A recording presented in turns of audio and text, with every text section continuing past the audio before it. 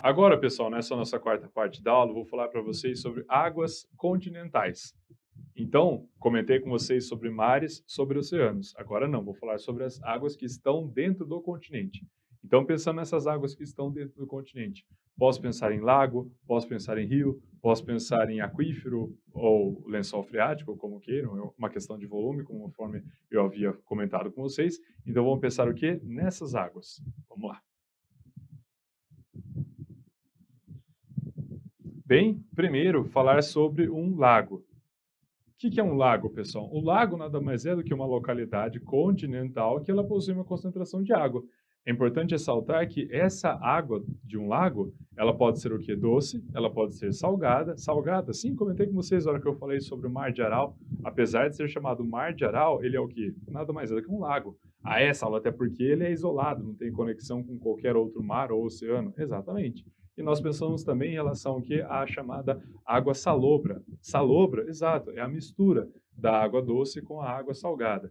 Existem lagoas, por exemplo, no nosso país, como é o caso do Rio Grande do Sul, se a gente olha para a Lagoa Mirim, Lagoa dos Patos, elas possuem pequenas entradas de água. Então, essa água do mar, ela chega até a Lagoa dos Patos ou a Lagoa Mirim, fazendo com que a água dessas localidades fique o quê? Salobra, essa mistura de água doce com água salgada. Olha só. E existem vários tipos de lagos. Nós chamamos de lago tectônico, se formam entre as falhas ou dobramentos. Você explicou isso na aula passada, sobre falhas, sobre dobramento? Exato. Como o caso o Lago Tanganyika, localizado na África. É possível uma formação vulcânica, formada pelo acúmulo de água da chuva em vulcões extintos. A Lagoa das Sete Cidades, no arquipélago de Açores, pertencente a Portugal. Glacial, resultado da escavação por geleira e do derretimento dessa. Lu, você falou sobre a escavação por geleira na aula passada, quando dá a formação dos chamados fiordes, exato. No caso, o Lago Hila, na Bulgária, Europa. Marinha, também chamada de residual, Mar de Aral, no caso, né, que eu falei que fica entre o Cazaquistão e o Uzbequistão, ex-repúblicas soviéticas. Barragem é formada pela acumulação de sedimentos. Mista, o Mar Morto possui origem tectônica e marinha, então acaba sendo aí algo bastante particular. Saulo, então o Mar Morto na verdade é um lago? Por quê? Porque ele é isolado, não tem qualquer tipo de conexão com outro mar ou com o oceano. Então é um lago de água salgada. E também podemos pensar ainda num lago num quesito que artificial, como uma represa, para poder fazer a implantação de uma usina hidrelétrica, por exemplo. Além de lagos, nós falamos sobre o quê? Nós falamos sobre as águas subterrâneas, que eu já havia adiantado para vocês quando eu estava falando sobre o ciclo da água.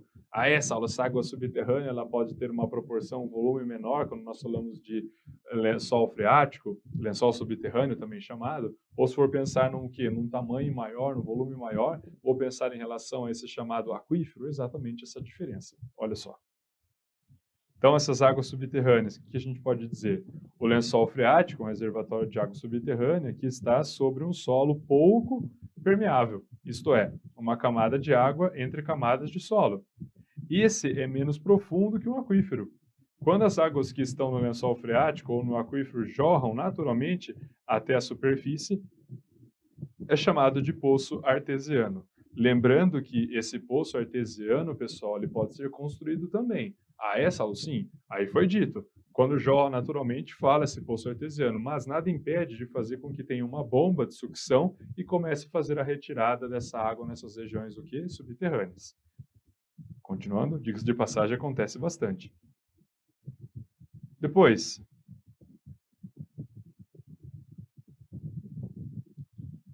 aquífero. São águas que se infiltram no solo, passando por rochas permeáveis, que podem eliminar suas impurezas, pois funcionam como filtro e ficam acumuladas no subsolo sobre uma camada rochosa impermeável. Isso é importante lembrar, porque muitas vezes a gente pode acabar se perguntando: o que faz com que a água que esteja no subsolo fique presa, parada? A resposta está na rocha. Se tiver uma rocha nessa localidade, que é uma rocha de difícil penetração, realmente vai fazer com que essa água fique acumulada. Ah, essa você explicou na aula passada que existem diferentes tipos de rocha. Tem rocha que realmente essa infiltração vai ser mais difícil, como um granito, por exemplo. Exato, tem rocha que é mais fácil essa infiltração, mas tem rocha que realmente dificulta bastante. Continuando. Então, aqui nós temos o quê? O esquema, pensando aí num aquífero. Então, aí, conforme a gente vê, tem essa divisão de aquífero livre e o aquífero confinado. O aquífero livre é que ele tem uma certa mobilidade, por quê? Porque vai recebendo água ainda. Agora, quando nós falamos do aquífero confinado, não, é algo que é estático. O confinado vem dessa ideia, o que é de preso. Então, é justamente isso que está acontecendo com ele, conforme a gente está vendo na imagem. Vale a pena destacar, quando nós falamos de aquífero, dois no nosso país. Nós falamos sobre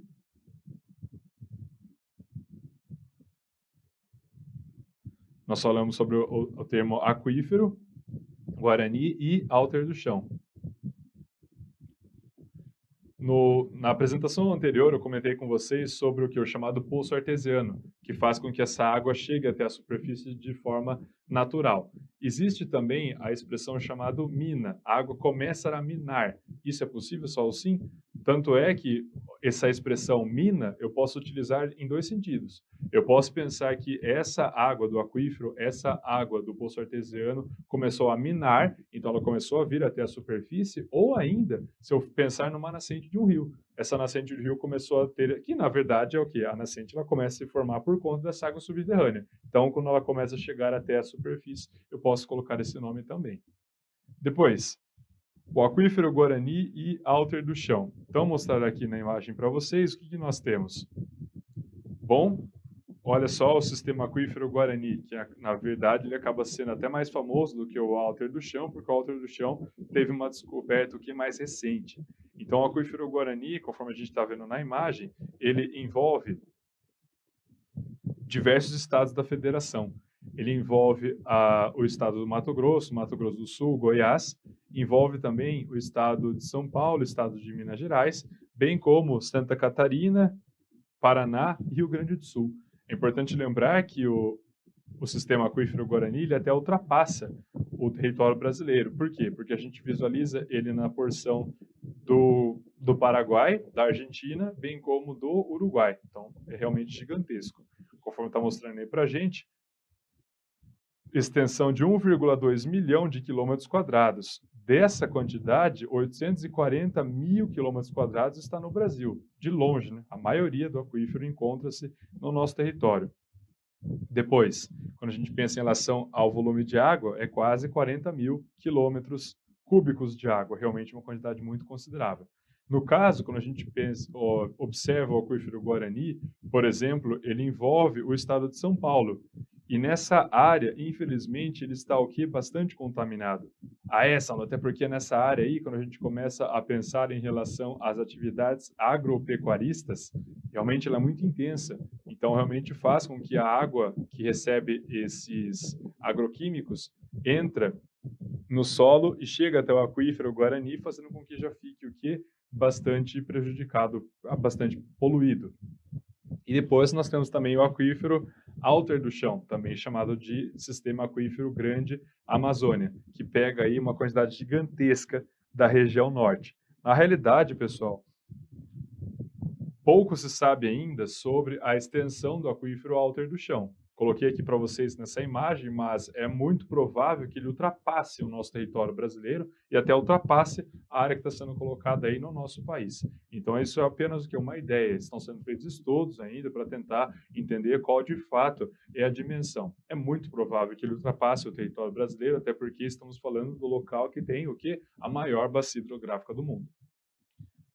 Então, no caso do Alter do Chão, a extensão dele, pessoal, é semelhante à extensão do aquífero Guarani. Olha só, 1,3 milhão de quilômetros quadrados. Mas o volume de água é bem diferente. É mais do que 4 vezes. Nossa, é mais do que 4 vezes mesmo. Olha só, 162 mil quilômetros cúbicos de água. Realmente uma quantidade gigantesca, até difícil imaginar.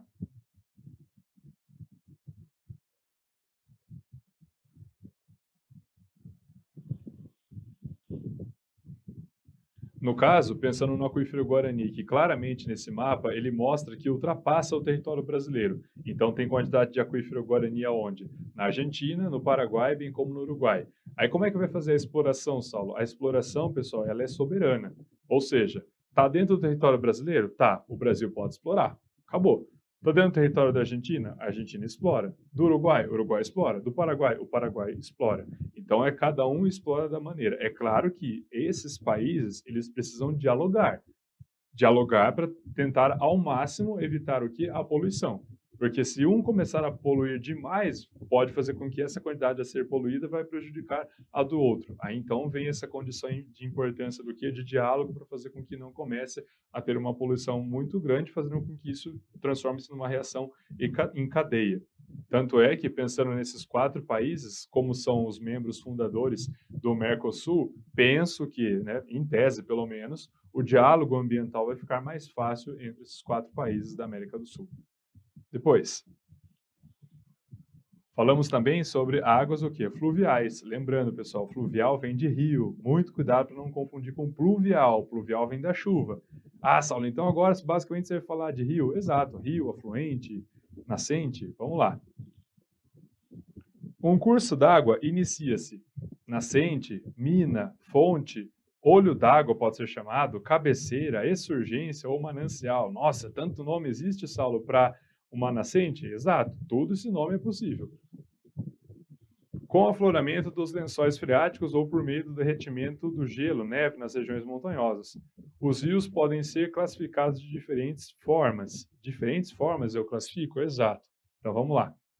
A gente fala sobre o regime. O que é o regime? Como o rio ele é abastecido. No Brasil, de longe, a maioria dos rios eles são abastecidos pela água da chuva, mas existem aqueles que têm um abastecimento que é glacial, que é pelo gelo, ou nival, que é pela neve, ou ainda misto.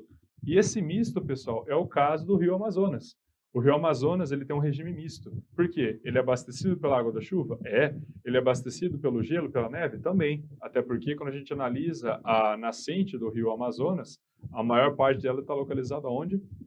Na Cordilheira dos Andes. Se for pensar numa condição que é mais leste, é claro que o Rio Amazonas possui outras nascentes, mas se for pensar mais nessa região, realmente tem esse abastecimento por meio do que? Da neve e do gelo. Depois, falamos ainda em relação ao volume. Volume de água, ele é perene ou ele é intermitente? Ah, Saulo, perene é porque passa água o tempo todo nesse rio ou nesse afluente. Agora, quando eu falo intermitente, ou também falo sazonal, ou ainda falo temporário, é porque corre água nessa localidade, só que chega um momento para de correr água. Exato. É o que acontece, por exemplo, nas regiões áridas, semiáridas e desérticas. No caso de semiárida é o quê? No nosso país. No sertão nordestino existem épocas do ano, a época o quê? De escassez, a época que está seco. Realmente o curso desse rio, nem preciso pensar em rio, mas eu posso pensar em um simples afluente. Lembrando que a afluente vai ser o que vai abastecer o rio. Esse afluente ele seca, justamente porque não vai ter água para abastecê-lo. Depois, falamos ainda em relação à topografia, planalto ou planície. Como assim, Saulo? Se é rio considerado de planalto, ele vai ter o quê? Uma inclinação maior. Se é de planície, vai ter uma inclinação o quê? Menor, mais próximo possível de 180 graus. Essa é a diferença que existe. Também, quando nós falamos em rio de planalto, ele é chamado de rio encaixoeirado. É esse o nome que recebe. Então, significa o quê? Que essa topografia realmente ela vai ter o quê? Essa inclinação. O que faz com que aumente a velocidade da correnteza. Depois, pensamos ainda na drenagem. A drenagem ela pode ser endorreica, exorreica, criptorreica ou arreica. Bom, muito cuidado com essa parte, pessoal. Primeiro, fiquem atentos aos prefixos. Endo, você vai pensar no quê? Você vai pensar no interior. Exo, você vai pensar no quê? No exterior. O criptorreico e o arreico eu vou explicar depois, mas na aula de hoje ainda. Então vamos lá. Sobre essa drenagem, endorreica. O que significa endo? Significa para dentro. Então vamos lá, porque existe essa discussão. Fala sobre os rios brasileiros. A drenagem dele vai ser endorreica, vai ser exorreica? Como é que funciona? Então vamos lá. Quando a gente para analisar os rios brasileiros, lembrando que o rio vai ser o quê? Aquele que recebe o maior volume de água de uma bacia hidrográfica. Então, eu vou ter o quê? Eu vou ter um rio principal, vou ter dois rios principais, ou não vou ter rio principal. Se a gente for parar para analisar no nosso país os locais que possuem a bacia hidrográfica e que possuem esses rios principais, realmente a drenagem dele vai ser o quê? Exorreica. Por quê? Porque ele vai terminar no Oceano Atlântico. Agora, quando a gente começa a pensar nos afluentes, será que o afluente vai ter uma drenagem endorreica ou exorreica? O afluente, que vai ser aquele que abastece um rio principal, ele vai ter uma drenagem o quê? Endorreica. Por exemplo, nós temos a chamada Bacia Hidrográfica do Paraná.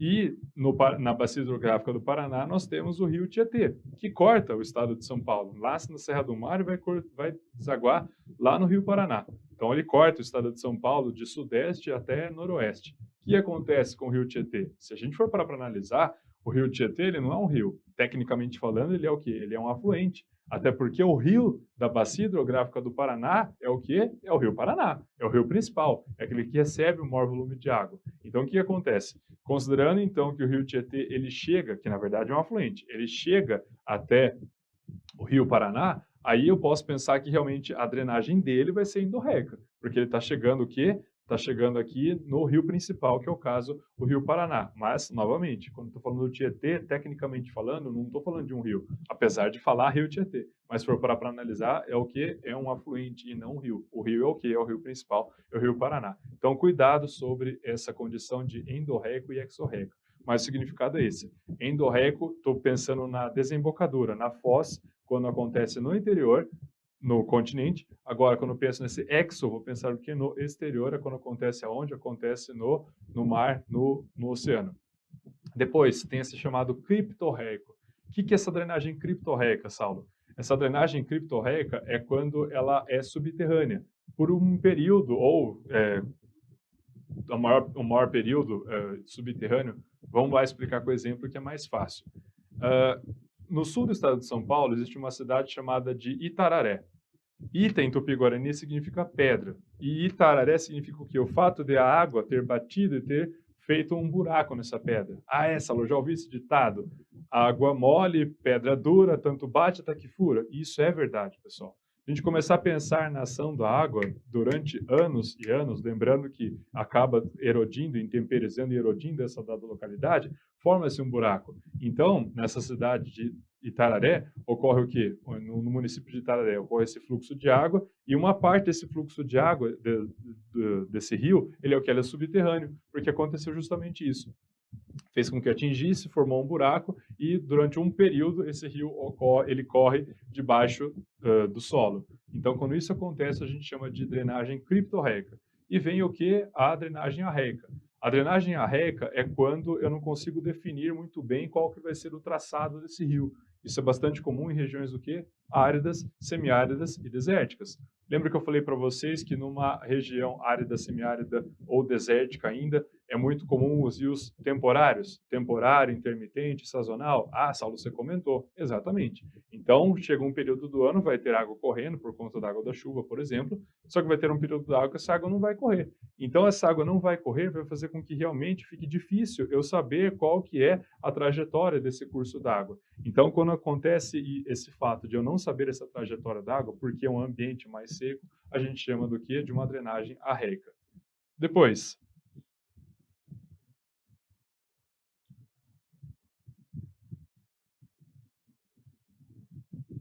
então, aí a gente fala em relação aos tipos de canais. Entre os tipos de canais, nós temos o retilíneo, conforme nós estamos visualizando. Então, esse tipo de canal retilíneo é o que? Comum nas áreas onde o relevo tem declividade acentuada. O que eu estou querendo dizer? Que ele é mais inclinado. A essa aula, a velocidade da correnteza vai fazer com que ele fique assim mais retilíneo? Sim, até porque a água vai ter o que? Mais força para erodir o terreno. E, como consequência, as águas escoam com grande velocidade, justamente por conta dessa inclinação. Ah, então nesse caso retilíneo, vou pensar que a topografia do rio vai ser de planalto? Sim, planalto, encaixoeirado, como queiram chamar. No caso, o que vocês estão visualizando aqui em cinza são o quê? São bancos de areia, pequenos bancos de areia, que na verdade é o resto do que acontece. Então imagina que esse rio ele corra nesse sentido. Quando ele atinge uma das margens do rio, começa a erodir essa margem. Então, a quantidade de solo, de rocha, de mineral que está nessa margem, ela começa a vir a ser depositada nessa outra margem. Então, isso é bastante comum em canais retilíneos. Depois, quando nós falamos de meandrante. Meandrante, pessoal, vou pensar em curva. E é exatamente isso que a gente está visualizando. A gente está visualizando curva de rio. Essa aula, se eu penso no primeiro, ele é mais linear, mais próximo possível do linear. Aí se eu olho esse segundo que você está mostrando para a gente, ele é mais curvo. Exatamente. Olha só, meandrante. Típico de área de clima úmido, o relevo é plano, ou seja, estou falando de um rio de planície, quanto à topografia. Então, ele vai ser mais curvo, não vai fazer com que fique tão retilíneo, justamente porque é uma topografia mais próxima possível dos 180 graus. A baixa declividade do relevo e a baixa velocidade das águas tornam os desvios mais acentuados. Então, novamente, esses desvios mais acentuados significa o quê? Significa o fato de fazer essas curvas meandrante. A minha professora de geomorfologia da graduação, a Senira, ela costumava dizer o seguinte, que a água ela é preguiçosa. Água preguiçosa, Saulo? Exatamente. O que ela está querendo dizer com isso? Que a água ela vai fazer sempre o caminho mais fácil. Por quê? Porque ela vai obedecer à gravidade, ponto final. Então, considerando nesse canal que ele é considerado retilíneo, é por quê? Porque a água está num local que o terreno é mais inclinado. Se ele é mais inclinado, ele possui mais velocidade, essa correnteza. Se é mais rápido, vai conseguir o quê? Erodir também a parede das margens dos rios ou de um afluente, não importa, com mais facilidade. Agora, se eu penso num terreno onde ele é mais perto possível dos 180 graus, vai erodir? Vai, mas vai ser bem menos. Então, até porque a água vai ter uma velocidade maior, então ela vai se desviando, fazendo o quê? Esses meandros, essas curvas, conforme a gente está visualizando. Além disso, retilíneo e meandrante, nós falamos do quê? Nós falamos de anastomosado. Nossa, que palavra complicada, Saulo, exatamente, é uma palavra nada comum. O que é eu falar sobre um canal anastomosado? Ocorre principalmente nas áreas de clima úmido, em lugares onde, devido à presença de morros e pequenas elevações, os cursos d'água se dividem, formando um rio sem canal principal. Lembra que eu falei para vocês que o canal principal ou rio principal é aquele que recebe o maior volume de água dentro de uma bacia hidrográfica? Saulo, você comentou. Pois então, muitas vezes pode acontecer de essa bacia hidrográfica não ter um canal principal, porque não dá para saber com exatidão qual vai ser aquele fluxo de água que vai possuir o maior volume. Aí a gente chama de anastomosado. Depois, também falamos do que? De entrelaçado. Entrelaçado, encontrado principalmente nas áreas de clima mais seco, caracteriza-se por apresentar ilhas formadas por assoreamento do material transportado pelo próprio rio. O que são essas ilhas? Chamadas de ilhas fluviais. Essas ilhas fluviais são justamente o nome, pessoal. São ilhas que estão dentro de um rio.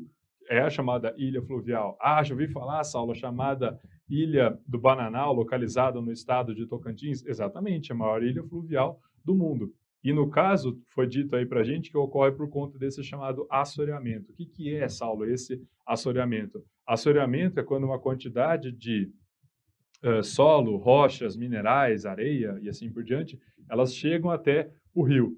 Isso acontece porque a mata ciliar, a mata galeria, ela acabou sendo desmatada.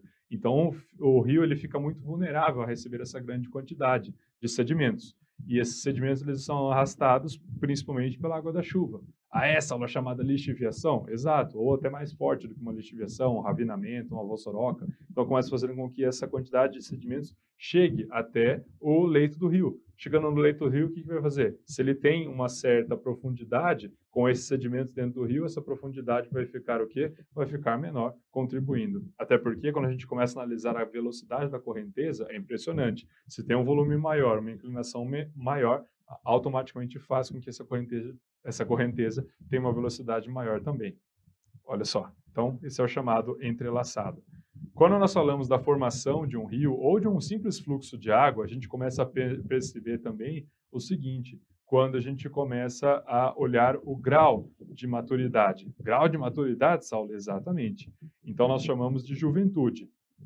A juventude é quando começa a ter um canal e começa a ter esse fluxo de água. Então, percebendo que nessa fase de juventude, realmente o solo ele começa a ficar pouco erodido pela água do rio, pela erosão fluvial.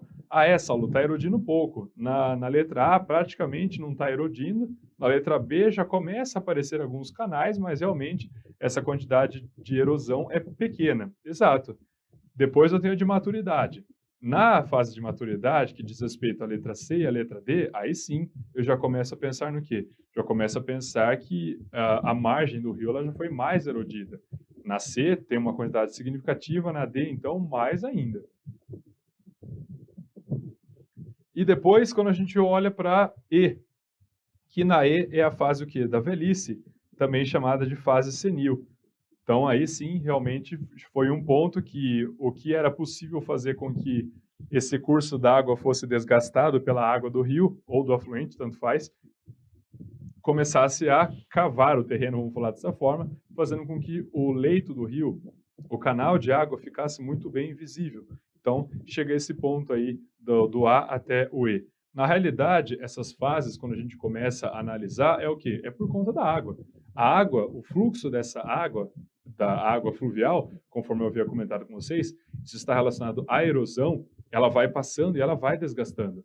Então, quando começa um curso d'água, vai desgastando o que aos poucos, só que vai passando o tempo, isso vai ganhando volume, vai o que desgastando cada vez mais, até chegar ao ponto de o que formar esses canais de água, onde o leito acaba tendo uma profundidade mais considerável. Bem, falando em relação à praia, como que a praia ela acaba se formando? A praia ela é um banco de areia, é chamada arriba fóssil, é um nome mais técnico. O que acontece? Quando a água do mar começa a entrar em contato com o paredão rochoso, começa a fazer com que existam esses desgastes da área continental. Então, existindo esses desgastes da área continental, fazendo com que fique acumulado nessa dada localidade, formando aí a praia que nós conhecemos. Saulo, quer dizer então que há muito tempo, nessas regiões de praia onde elas existem, não tinha essa quantidade de areia? Exato, isso há muito tempo. Só que aí, quando a gente pensa em relação a essa quantidade de areia, que é uma área do quê? De deposição, ela foi tendo essa deposição, essa sedimentação, justamente por conta do desgaste da força da água, da onda do mar no continente, fez desgastar e foi fazendo com que ficasse depositado nessa dada localidade. Depois,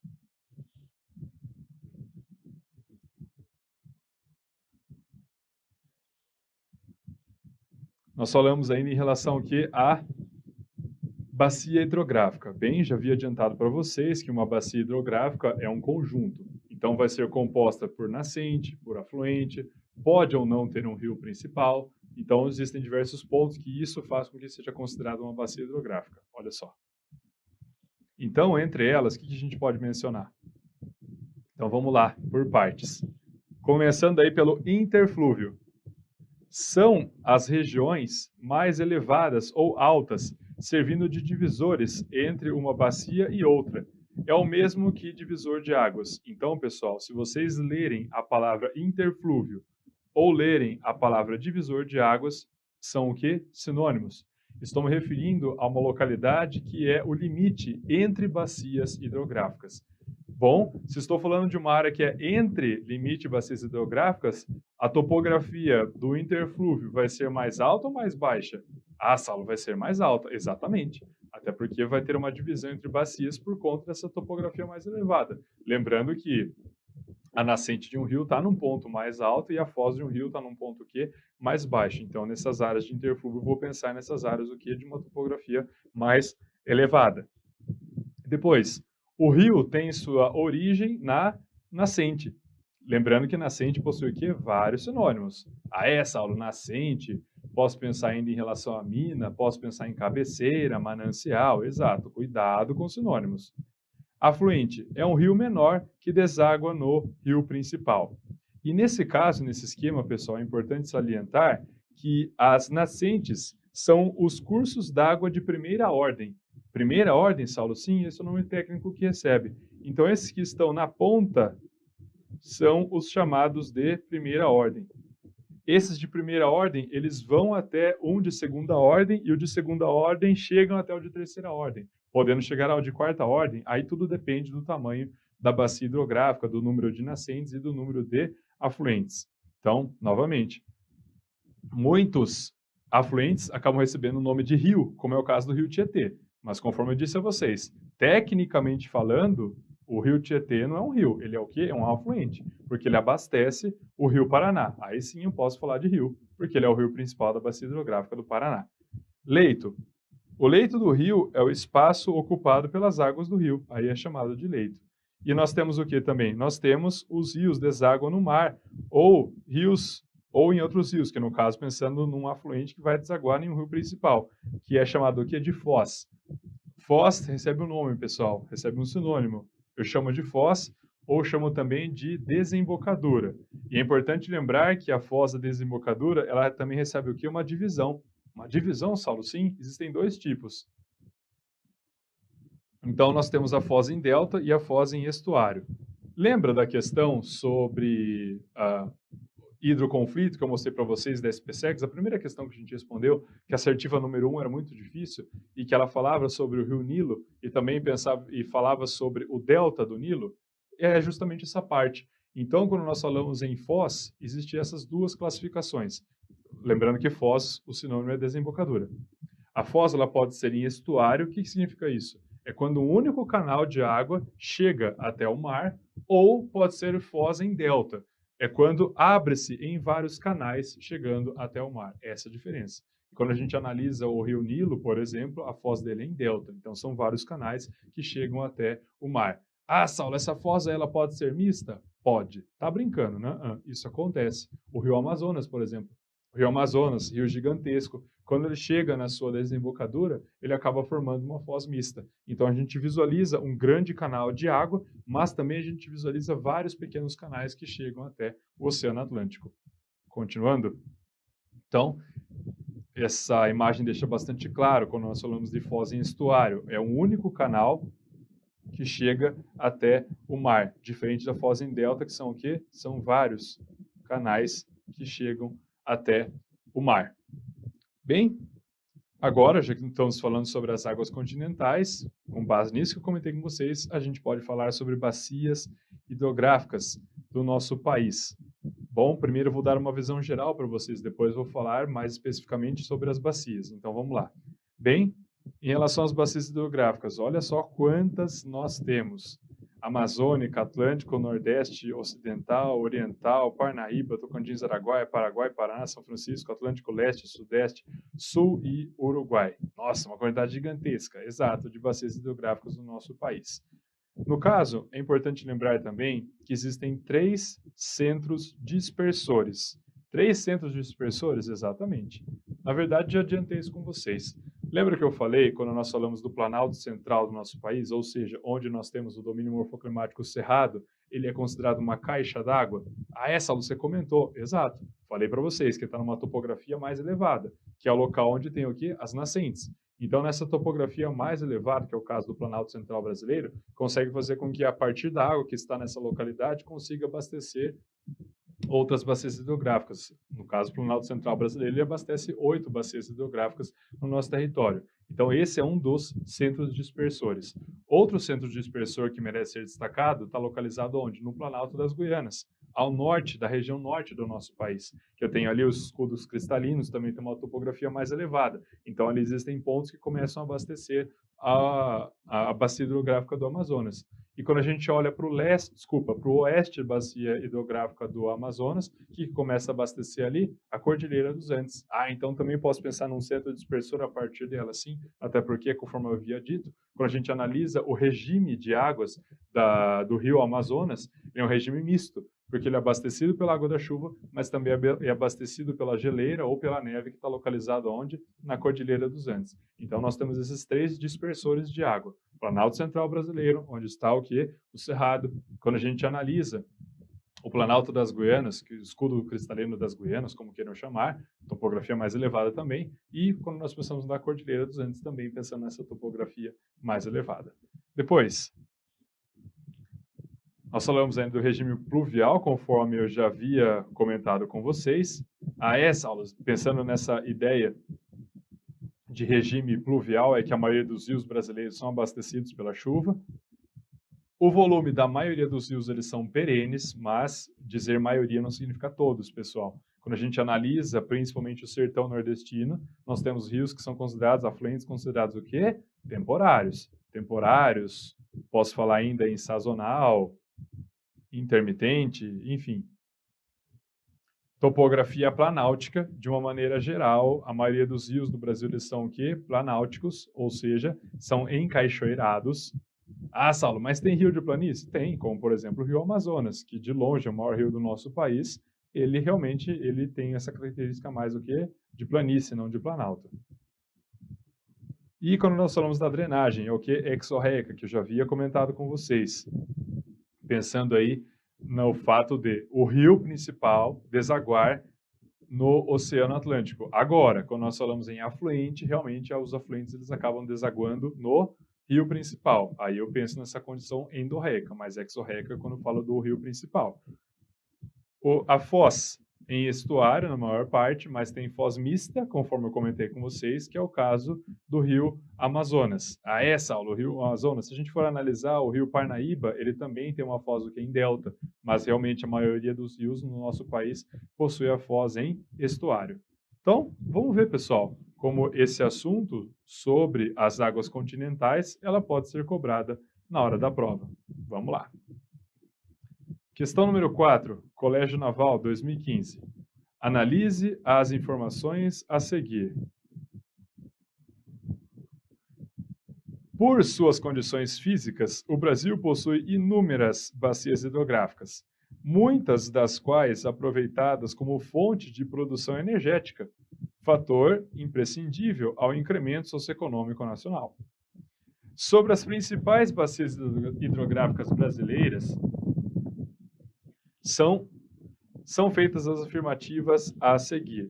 Então, vamos lá. 1. Localizada integralmente no território nacional, a bacia amazônica... aqui já está errado, pessoal. Ela é integralmente no território nacional? Não. Ah, não, Saulo? Não. A bacia amazônica tem uma parte dela que está na Venezuela, na Colômbia, no Peru. Então, integralmente em território nacional, fora essa afirmativa.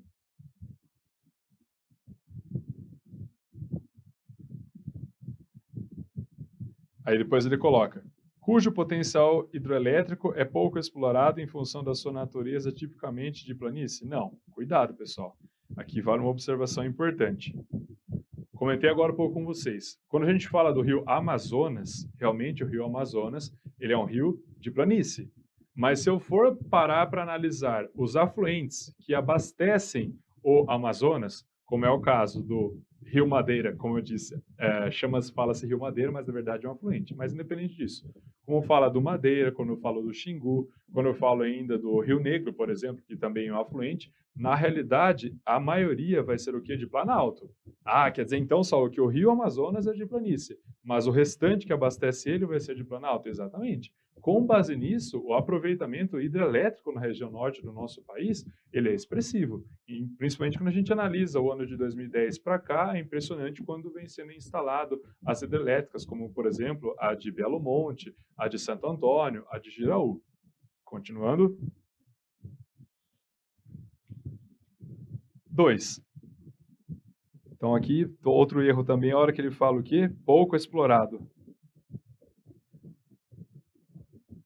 2. A bacia do Tocantins-Araguaia, considerada a maior bacia genuinamente brasileira, é verdade? É verdade.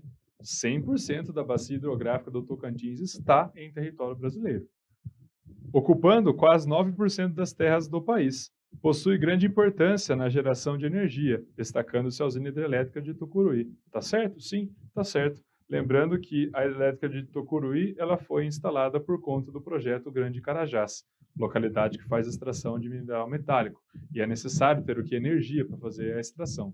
Correto, número 2. 3. Inserida totalmente em território nacional, a Bacia do São Francisco, é verdade? É verdade. 100% da Bacia do São Francisco está no nosso território. Tipicamente planáutica, pouco contribui para a produção de energia regional? Pouco, pelo contrário, muito contribui. Até porque, quando a gente analisa a bacia hidrográfica do São Francisco, possui diversas usinas hidrelétricas, principalmente as que estão localizadas no próprio Rio São Francisco, como Três Marias, Paulo Afonso, Xingó, Mocotó, então são várias usinas hidrelétricas. Fora aí, então, Aí a gente continua lendo. Uma vez que atravessa o semiárido, sendo suas águas destinadas à irrigação de lavouras de subsistência. Bem, no caso, isso acontece, mas quando a gente fala sobre pouco, contribui realmente fora. 4. Com grande participação junto à produção hidroenergética nacional, a Bacia do Paraná também se destaca por possuir uma importante hidrovia, a Tietê-Paraná, que é uma importante via de escoamento de uma das mais produtivas regiões agrícolas do país. É verdade? Sim, isso é verdade. A hidrovia Tietê-Paraná, pensando no nosso país, pensando no transporte de carga, realmente é aquela que é mais ativa. Ah, Saulo, número 2 e número 4. Número 2 e número 4, alternativa D. Então, conferindo, conforme eu comentei com vocês, alternativa correta, alternativa D. Mais uma questão. Questão número 5, ESA 2012. O aquífero Guarani constitui-se num grande reservatório subterrâneo de água doce e distribui-se por 8 estados brasileiros. Dentre eles, encontra-se o estado do... Então, lembrando que o aquífero Guarani envolve a região sul, envolve a região centro-oeste e envolve o sudeste. Mas no sudeste é apenas o estado de São Paulo e de Minas Gerais. Então, esses estados vão ter que estar aí. Quais esses estados são mesmo? Mato Grosso do Sul, Goiás, São Paulo, Minas Gerais, Rio Grande do Sul, Santa Catarina ou Paraná. Algum desses tem que estar. Ah, Saulo, tem Minas Gerais. Ótimo, a gente chegou na resposta. Conferindo, conforme eu comentei com vocês, alternativa correta, alternativa D. Então, pessoal, com isso eu cheguei nessa nossa parte da aula que eu comentei sobre as águas continentais. Agora a gente vai para um breve intervalo, daqui a pouco a gente continua. Até já.